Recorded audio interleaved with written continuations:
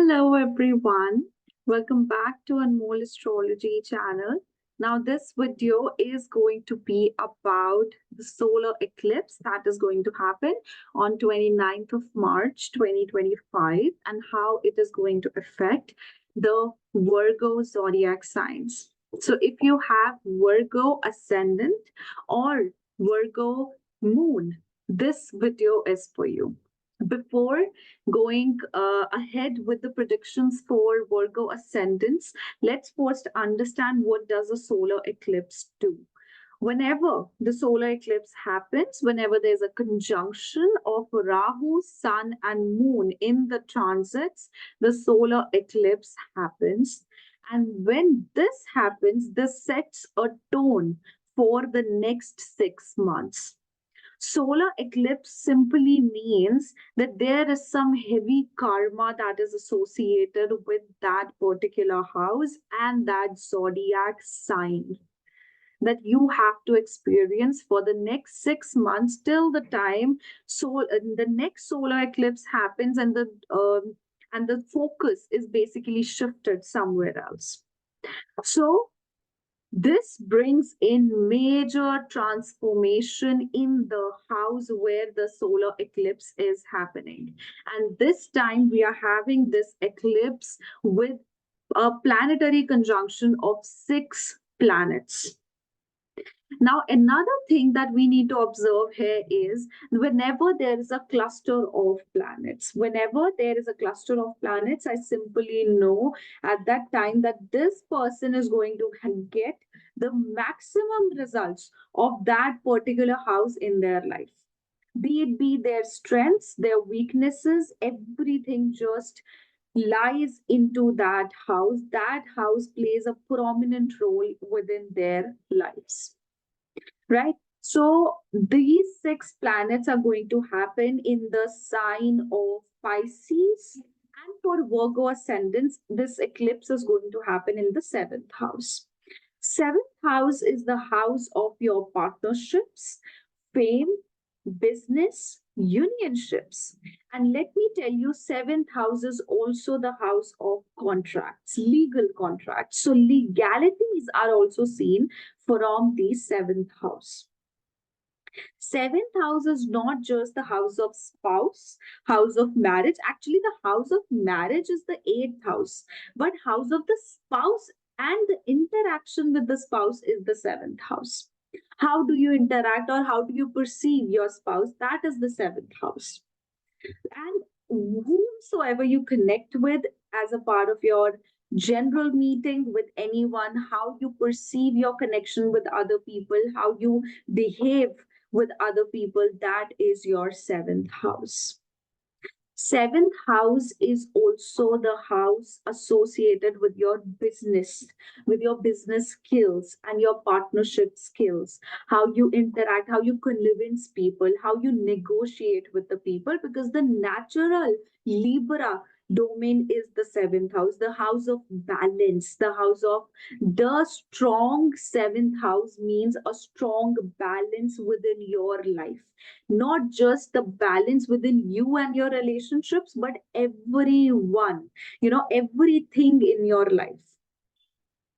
Okay, since it's fourth from the 4th house, the nourishment of the 4th house lies in your 7th house. So that's why it is one of the most important Kendra houses, right? So now, since this cluster of planets is happening in the 7th house, first of all, this is going to transform your interaction with other people.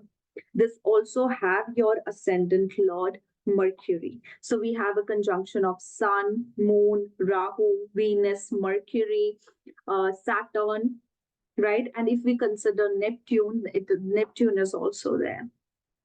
Now, this 6 planetary conjunction, before knowing what predictions it could make, just note a few points that this is a 6 planetary conjunction. First point is this. Second point, that you have an exalted planet, which is Venus. You have a debilitated planet, which is Mercury. And you have these debilitated and exalted planet as a retrograde. And this creates a Neech Bhang Raj Yoga in your seventh house, and also your seventh house has a Rashi Parivartan Yoga between Venus and Jupiter. Now, this retrogression means there is a lot of back and forth you're going to experience. This is the time for you to lose your logic with your interactions with other people. There's going to be significant change in your interactions or within your marriage. Major transformation. See, we always say, you must have heard this, that our spouse is our own reflection. They are, the other half, the spouse. That's why the seventh house represents your other half, your half of your personality. That's why you are going to experience transformation, not just in your partnerships or in your relationship, your marriage, but also in yourself. Your encounter with other people is going to transform you for the next 6 months.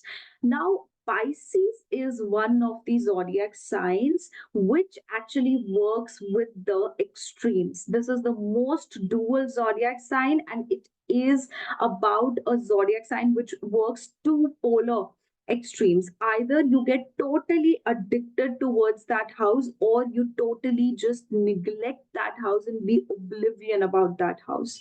So either you are going to be totally involved into the responsibilities towards your spouse, towards your marriage, towards your business partnerships, and towards balancing your life, your relationships, or you are just going to run away from it.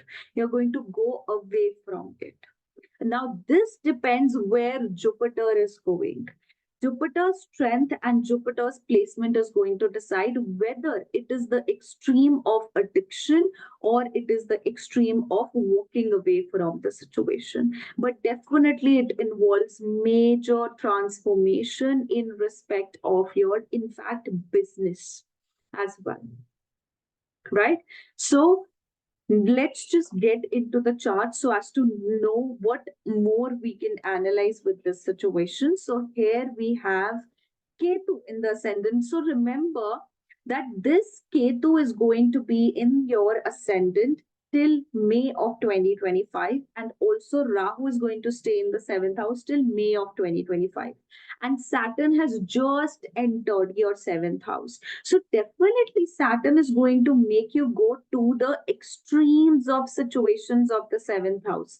Your partnership, your marriage, your business is going to become to that extreme level where which is going to decide this bipolarity, that extreme. You're going to touch that. Suppose, for example, there is a conflict within your marriage, there is a problem within your marriage, you'll go towards the extreme of that problem, and then there will be an extreme fight which is going to decide whether this marriage is going to now sustain or go towards the negative side, whether you're going to walk away from the marriage or you're going to get totally within the marriage and try to balance it out.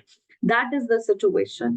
Now, see, Saturn, Rahu coming together always creates a rebel situation. So definitely your relationships are not the best of the at the best of the areas right now. If you are not in a relationship, if you are not into any not even married, not in a relationship, but are looking for a relationship, there can be an opportunity that you might get to get into a relationship or even get married. But definitely this stage will not come easily. There will be a lot of struggle you have to go through before you actually will be able to fulfill that. Other than that, this at the time this particular solar eclipse happens and this transit happens, you are going to feel quite disciplined, powerful, and courageous. Unlike the situation you have had because of Ketu in the ascendant in the past 1 year, you are not going to be submissive now. You're going to, we call Ketu as to leave its domain, as to, mark its land, decide or put up a flag on its ownership.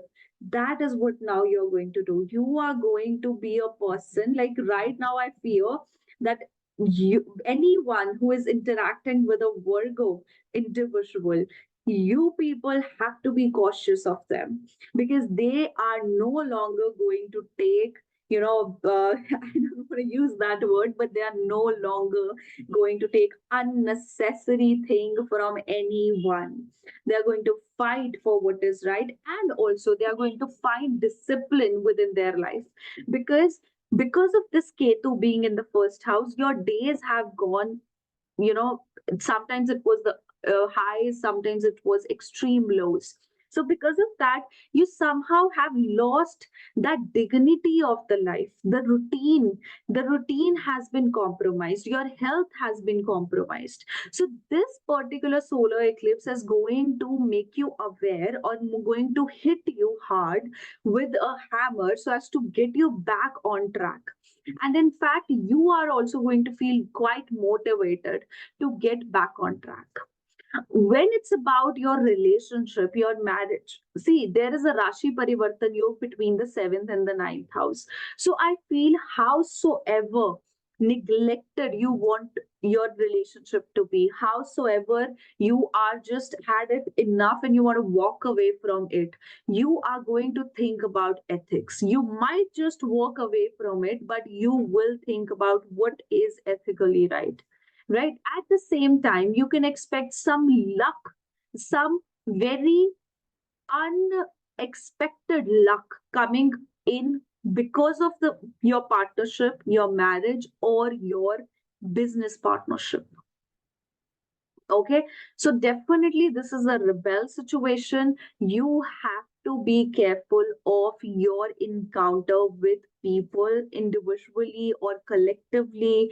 This particular transit of your either can give you massive fame, or it can even defame you. And mark my words, the defamation is much more evidently there. So your steps, your actions, your karma is going to count a lot with this situation, right? So there is a significant experience difference that you are going to experience. But all of this transformative events are going to lead you towards your responsibility towards marriage, even if you do not want it. You will have to be dedicated, you will have to be concerned and responsible towards the marriage. That's what Saturn wants you to do. At the same time, you have Sun also, so there is a war zone that your marriage or your relationships have. And seventh house, since we discussed, it is about your interaction with almost everyone. So it's not just that you are at a war with just one particular individual, but rather you are at a war with everyone. Because, and this warlike situation, I won't exactly consider it to be bad. This is there to actually make you stand very firmly on your ground. This Ketu has made you go through a lot of ups and downs, and especially internal ups and downs, and it would have also led you towards spirituality and towards different realizations in life. But now, I always say, whenever there is a Rahu, you need to look or fulfill the position of Ketu so as to fulfill the position of Rahu, because both of them are the one entity basically. So you need to analyze yourself, your actions. You need to go within so as to analyze how your relationships would balance out. Because see, that is your other half of the personality. That is part of you.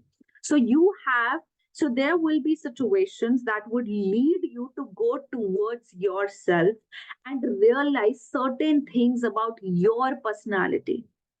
But the initiation, the problems would arise in the partnerships, in the marriage. in your encounter with people, in your relationships. That is going to lead you. The more humble you are, the more grounded you are, the more better this particular solar eclipse can be for you. Saturn would want you to be grounded there. And this is a conjunction that is coming again. First, it came into the sign of Sagittarius when COVID happened in 2020. Actually, this eclipse happened in 2019 December. Now, again, this eclipse is happening and not just eclipse, I would say, but the conjunction of six major planets is happening in another zodiac sign of Jupiter. So you need to look into your past conflicts. So if sorry I was talking about the COVID situation, so this can actually bring about COVID situation again. I think I said that in either Cancer or Gemini video. And a few days back, like after I posted that video, I saw an article in on the Instagram page of Hindustan Times where they said that there is another variant of COVID that was discovered in China very recently. So definitely there is one more situation like this going to come. I'm not saying it is going to be as intense as this that was, because it's now not in a fire sign, it's in a water element. When water element gets afflicted, there are more of earthquakes or tsunami like situations, or something to be done with contamination of water or water situations, right? So right now with this, just it's more about not something that is not going to spread, but something that is going to uh, analyze its retaining ability. Whenever there is a dominance in the size in the zodiac signs of water, the water element, it can transform you from within. It's not something that is on the outside, it's something that transforms you within. It is going to change your belief system and your thinking process, your subconscious mind, your feelings towards the seventh house, specifically for Virgo ascendants or Virgo's moon signs. How you interact with people, how you think about them, how you emotionally connect with them, you are going to transform that once and for all. So it's something that is going to come within, because it is happening in the water sign. Water signs can actually bring about or bring out your trauma. So all the traumas that you have accumulated till now in your life, even if you are in your 30s, in your 20s, in your even teens, in your 40s, 50s, whatsoever trauma you have accumulated because of relationships, that is going to surface, and that is going to create the problem, but also the solution will lie there, right? So take care of your relationships, take care of your health also, because seventh house is the markesh, it's the markasthan. So something has to come to an end into this house. So it requires your care, it requires your attention. The more attention you're going to give your seventh house, the less ill effects you're going to experience towards that. Okay, guys. So this was my analysis about Virgo ascendants and how the solar eclipse is going to affect but just on a positive note, the Ketu is actually going away from your ascendant. So you have just, you're just, May, June, sorry, March, April, May, almost you are just 2.5 months away from getting this Ketu out of your ascendant. You are done with your transformation. And I do believe that by the end of this transformation, you have understood how to analyze how a person is, how an individual is, because that's what Ketu wanted you to experience. And definitely it built in a strong critical differentiation within your mind. Right? So all the very best. I hope this gives you good insight. If you guys are new to my channel, don't forget to subscribe, like, comment, and share. And if you guys would like to have your personal readings, check on the link below, www.anmollastrology.com. And under the reading section, you can book a personal reading for yourself. Under unique reading section, you can book a unique reading for yourself. Okay, bye-bye. Take care.